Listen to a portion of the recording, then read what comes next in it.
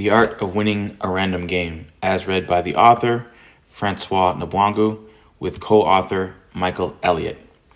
Table of Contents. Prologue. Why Soccer is a Random Game. Chapter 1. Styles of Play. Different paths through randomness. Chapter 2. Strategy, adaptation, and game theory on the pitch. Chapter 3. A game of constraints. Chapter 4. Every team has a strategy, but not every team has a model. Chapter 5. Strategic intelligence in a random game. Chapter 6. The hidden cost of predictability. Chapter 7. Fibonacci spirals and the math of broken systems. Chapter 8. Tactical analysis, leveraging data and game theory. Chapter 9. From data to strategy in modern soccer. Epilogue. The final curtain. Why soccer is a random game. On any given day, the soccer gods can defy all logic. In the 2015-16 season, a British bookmaker famously gave 5,000 to 1 odds that Leicester City would win the Premier League. Leicester had narrowly avoided relegation the year before. They were considered a plucky underdog in a league dominated by wealthy giants. Yet by season's end, the impossible had happened. Leicester City were champions of England. Was it a miracle, masterful strategy, or just plain luck? In a sense, it was a bit of all three. Soccer, unlike many sports, is a low-scoring, high-variance game where randomness reigns, and where the art of winning often lies in making the unpredictable work in your favor. Imagine a match where one team dominates from start to finish, more possession, twice as many shots, slick passes slicing through the opposition. By all measures of quality, they deserve to win. And then, with one odd bounce or a momentary lapse, the ball ends up in the back of their net. The underdogs steal a victory 1-0. If you follow soccer, you know this isn't a rare script. It's a regular part of the drama. Soccer is a low-scoring game decided by narrow margins and often a decent dose of luck. The average Premier League match sees only about 2.6 goals total, according to StatBomb. That means a single goal, perhaps coming from a deflection, a goalkeeper's blunder, or a dubious penalty, can completely flip the result of a match. In statistical terms, there aren't many scoring events, so the outcome is highly sensitive to just 1 or 2 moments. A sport like baseball might have 200 points scored in a game. A sport like basketball might have 200 points scored in a game.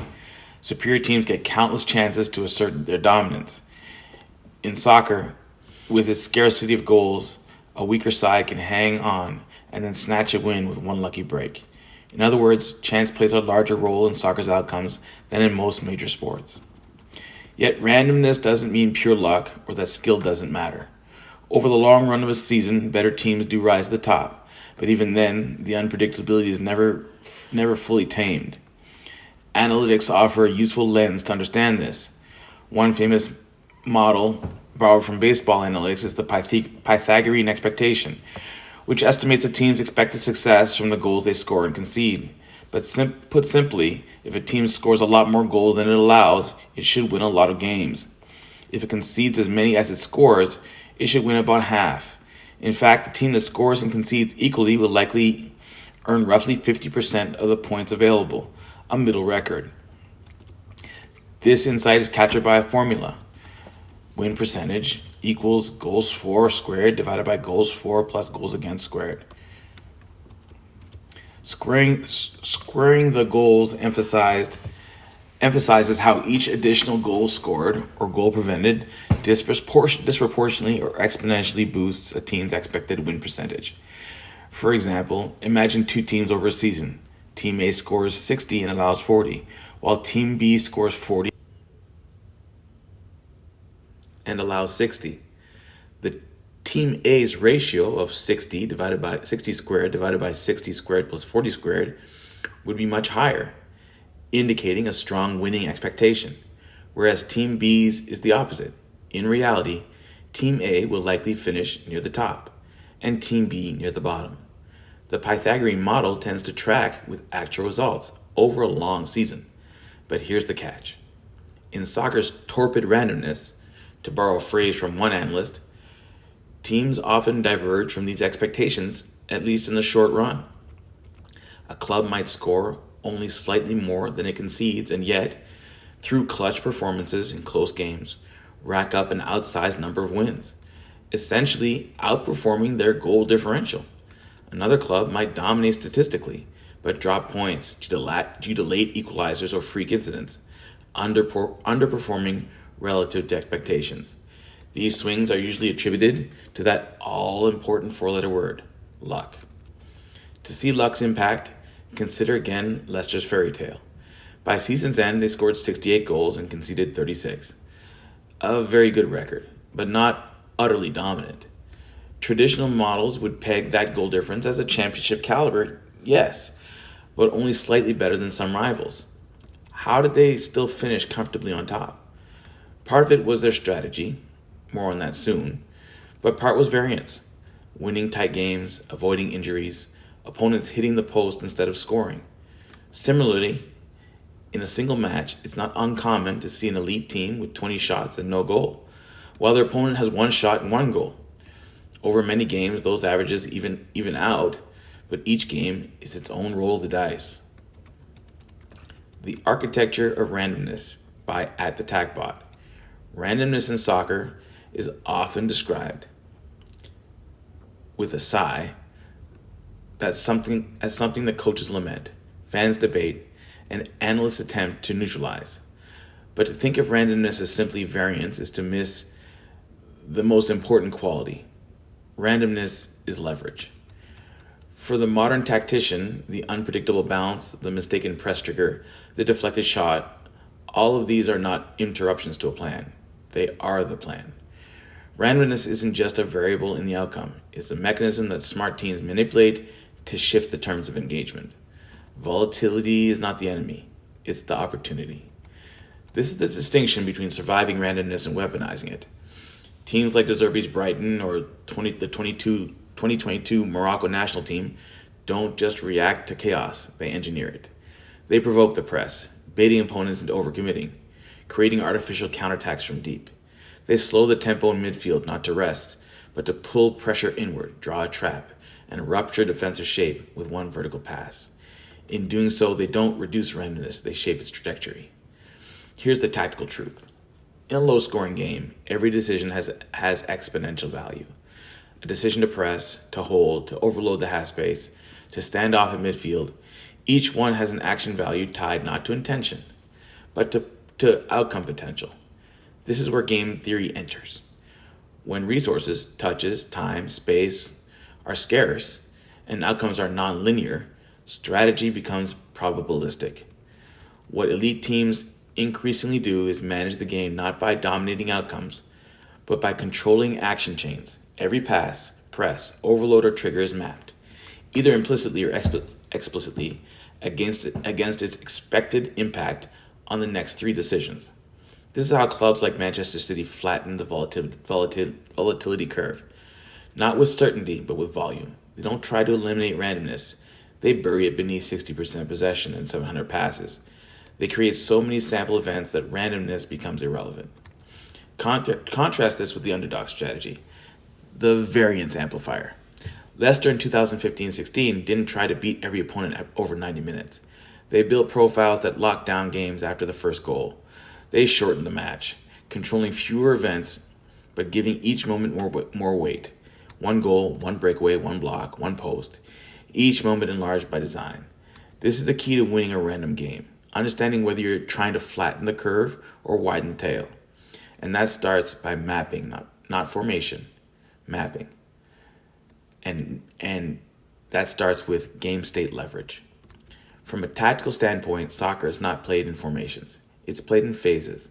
As discussed in the meta, the true structure of play occurs across three primary segments: the build-up phase, manipulating space and drawing out pressure; the midfield phase, switching, creating overloads, repositioning structure; and the final third phase, shot creation, finish zones, chaos compression. Within each phase, players operate in three layered roles: on the ball, interventionists, actors shaping the outcome directly; off the ball, supporters, creating width, verticality, or distraction; structural stabilizers, holding shape, providing rest defense, and tempo control. These layers define not just movement, but the tactical function of each role in shaping random events into meaningful outcomes.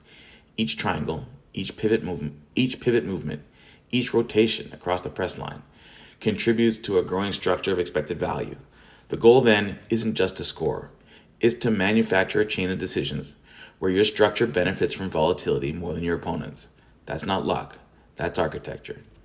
The rest of this book will show how these principles apply to different contexts, how scoring first acts as a volatility suppressor, how formations dissolve into network roles and decision trees, how game state transitions can be modeled using efficiency ratings like SPOT'em and XG simulations, how training sessions, role assignments, and even substitution patterns can be shaped by conditional probability chains, not hunches. Randomness isn't the gap between success and failure, it's the bridge, but only if you know how to build on it. The first goal is outsized impact. If there is one roll of the dice that matters most in a soccer match, it's the first goal. Scoring first doesn't just put a number on the board, it completely changes the game state. The team in the lead can suddenly play more cautiously, knowing the onus is on the opponent to take risks and chase an equalizer. The trailing team, meanwhile, faces a psychological blow and often must abandon its original game plan to avoid defeat. It's no surprise, then, that the first goal hugely boosts the scoring team's chances of winning. On average, teams that score first end up winning roughly 69% of the time, drawing 19% of the time, and losing about 11% of the time, according to StatsBomb. That is a staggering advantage. A one-goal lead tilts the odds nearly 70-30 in the favor of victory. In many cases, especially when a strong favorite plays a weaker side, the effect is even more extreme. A top-ranked team might also never lose after scoring first, whereas a bottom-ranked team that falls behind is extremely unlikely to come back. One analysis found that an elite top four club in the English Premier League loses only around 6% of its matches when they score first, while a bottom-tier club wins only 6% of the time when they concede first. In other words, the first goal against a weaker side is often a virtual death sentence to their hopes. Why does the first strike have such an exponential effect on the outcome? Partly because the soccer structure and scoring scarcity. With goals so rare, getting one is like breaking serve in tennis. It gives you a cushion to protect. The leading team can drop into a solid defensive shape, knowing the opponent has to come to them. They can counterattack when openings arise, possibly extending the lead, but they don't need to chase another goal. The trailing team, conversely, may grow anxious and start committing more players forward, which can lead to mistakes or expose them at the back. Tactically, the game often transforms after the opener.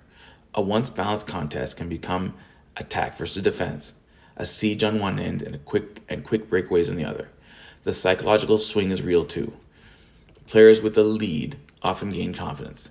They play a bit more freely. Every successful tackle or safe shot further energizes them. Players who fall behind might feel the pressure. Passes become rushed. Frustration can creep in. And of course, the crowd's energy shifts. Home fans roar when their teams score first, lifting the players, or they grow tense and quiet if the home side falls behind. It's important to note that correlation is not pure causation here. Teams that score first usually are either the better team or at least playing better on the day, so they were already more likely to win. But even accounting for that, scoring first is a game changer. Coaches know this, which is why you'll hear them emphasize starting on the front foot, and why you see such explosive celebrations for an opening goal, even if it's early. In a knockout tournament, scoring first is even more critical. In World Cup history, a huge majority of teams that scored first in the knockout stages go on to win. Falling behind in a one-off elimination game forces desperation. The first goal is like gaining the high ground in a battle. Not a guaranteed victory, but a decisive upper hand. The strategic consequence of the first goal by At the Tac Bot. In the world of applied game theory, few events hold as much weight in a dynamic system as the first goal in soccer. While to the casual viewer it is simply the beginning of the scoring narrative, to analysts and modelers it is a phase shift, a reordering of incentives, behavior, and game state strategy. The first goal doesn't really change the score, it reshapes the game tree. At the Tac Bot is modeled over 250,000 matches across international and domestic play, using expected goals, game state sequencing, and pressing intensity metrics. In this simulation bank, the team that scores first wins just over 68% of the time, draws 20%, and loses 12%. But these outcomes are not just artifacts of chance. They are the result of structural change initiated by a single exponentially important event. Phase shift and game theory implications. In game theoretic terms, the first goal introduces an asymmetric shift in utility. The team that scores first now faces a strategic environment where its optimal strategy shifts from maximization to protection, often sacrificing attacking edge in favor of structural compactness. Meanwhile, the conceding team is now forced to accept greater variance in order to rebalance the win probability. This divergence creates two distinct payoff matrices coexisting in the same field. What makes this more complex is that most teams do not train for these matrices explicitly. The transition is emotional, tactical and cognitive, yet rarely pre-planned. Coaches may call for calm, but data shows the trailing team typically increases forward passing volume by 14 to 19%, raises its average defensive line by 8 to 11 meters, and more than doubles its number of players touching the ball in the final third. These are desperate adaptations, and they are not often statistically stable. Conditional strategy and simulated futures. From a simulation standpoint, At the Tac Bot uses stochastic modeling to project 50,000 future iterations of each game state following the first goal. The results show a persistent pattern. The longer it takes the trailing team to settle into a new structure, the lower their comeback probability becomes. Delayed adaptation leads expected goals. Quick transitions to high-risk strategies without control often lead to transition-based goals against. Game theory would define this as a bounded rationality problem. The team is making decisions in a highly pressured state, with incomplete information, and is overreacting to the single outcome. In fact, in most cases, the best response strategy post-concession is not to accelerate blindly, but to re-anchor the shape and attack using layered overloads and controlled-based entries. Yet these strategies require preparation, scripted post-goal phases that few teams formally develop. Pre-committed phase shifts, a tactical frontier. The elite tactical systems At the Tac Bot has modeled, primarily from coaches like Guardiola, De Zerbi, Scaloni, and Nagelsmann, often include pre-committed phase shifts. These are not just substitutions or shape tweaks. They are conditional branches in the strategy tree. If we score first, reduce tempo, and shift from vertical third-man runs to high retention zones. If we concede early, rotate to a 3-2-5 in possession, and create zone flooding in the half spaces. After a lead at halftime, limit press triggers to the final third only and collapse midfield spacing. These are not emotional reactions. They are pre-loaded strategic responses that keep the team within a known model distribution. In simulations, teams using pre-committed phase shifts maintain a higher average XG differential across game states by 0.35 XG per match, and win back-to-back matches 22% more often than teams whose post-goal tactics are ad hoc. This is probabilistic compounding, not just statistics. Strategic randomness and counter-randomness. The first goal also acts as a tactical information release.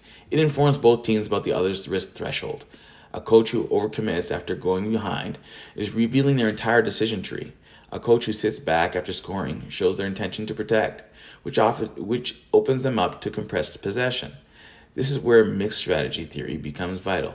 If a team has multiple responses to going behind, not just pressing harder but changing the zone of engagement or rotating with occupation, then their opponent cannot model them clearly. This creates strategic fog, which is one of the most under-leveraged tools in soccer. Conclusion. Winning the game after the first goal. The first goal doesn't just create a new scoreline, it opens up a new game. The team that treats this moment as a strategic turning point with conditional plans embedded in its tactical DNA will win more of these random games over time. At the Tac Bot doesn't just measure data, It simulates the behavior that data implies. And in those simulations, the story is clear. Prepare for the first goal like it's the last moment that you can still control. Because after it, control belongs to the team that saw it coming. At the TAGPod.